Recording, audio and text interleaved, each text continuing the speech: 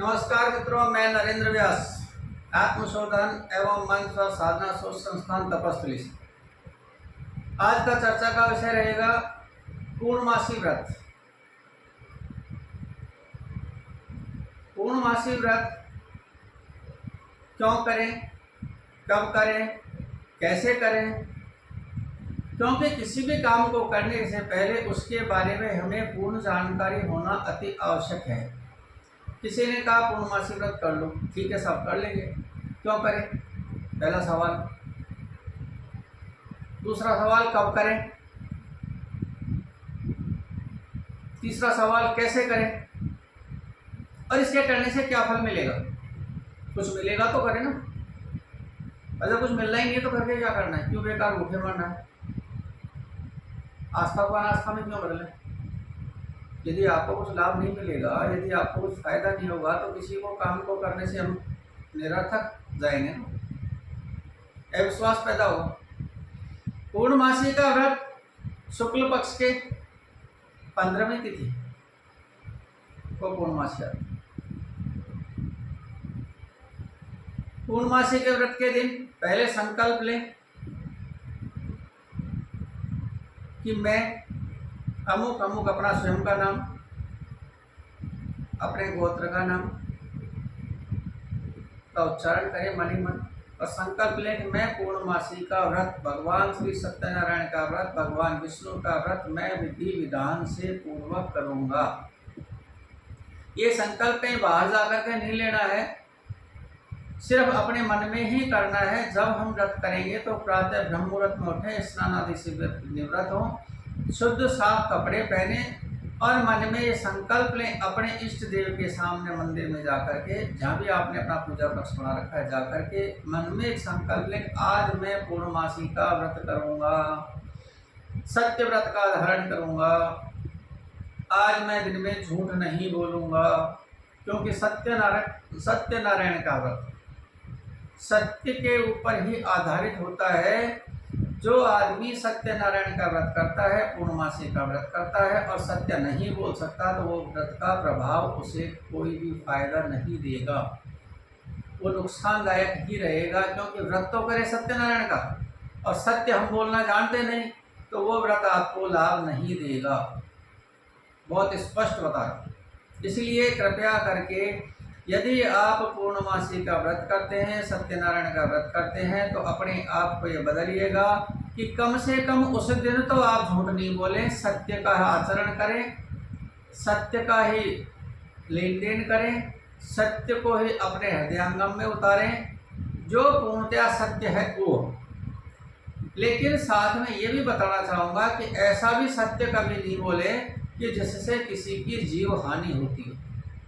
यदि जीवन की किसी की हानि हो रही है आपके सत्य बोलने से, तो उस सत्य को मत बोलिए, वहाँ से चुप होकर के चले जाइए।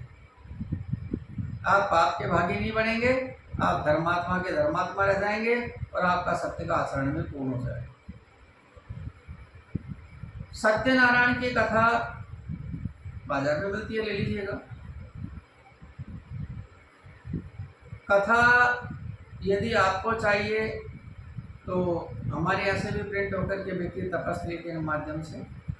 यदि किसी भाइयों को चाहिए तो सॉफ्ट कॉपी आपको हम आपके मोबाइल पर व्हाट्सएप कर सकते हैं। सत्यनारायण की कथा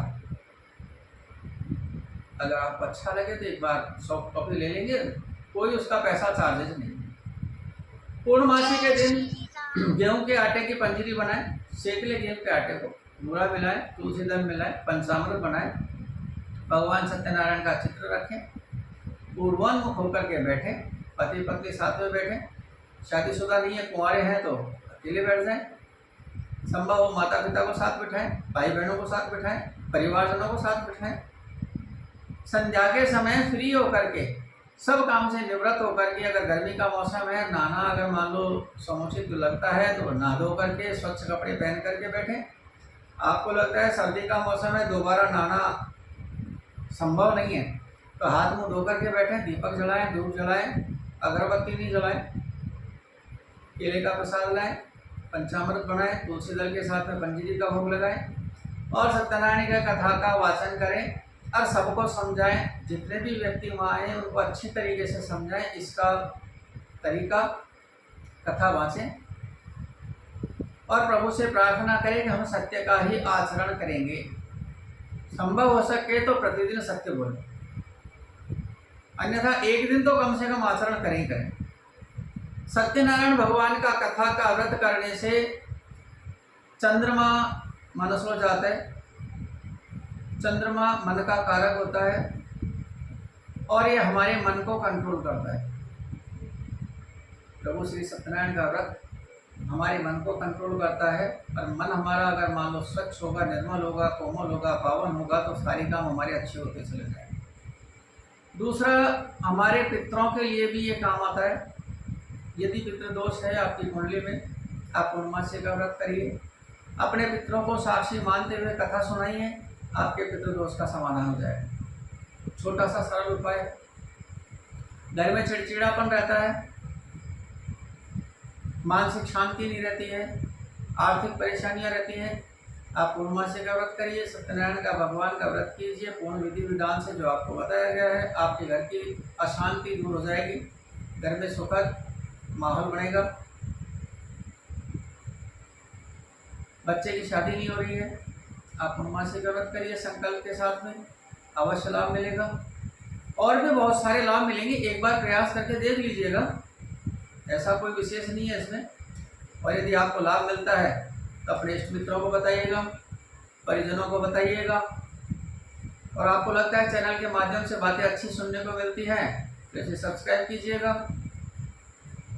फॉलो कर लीजिएगा, जैसा आपको उचित लगे। शुभम शुभम शुभम।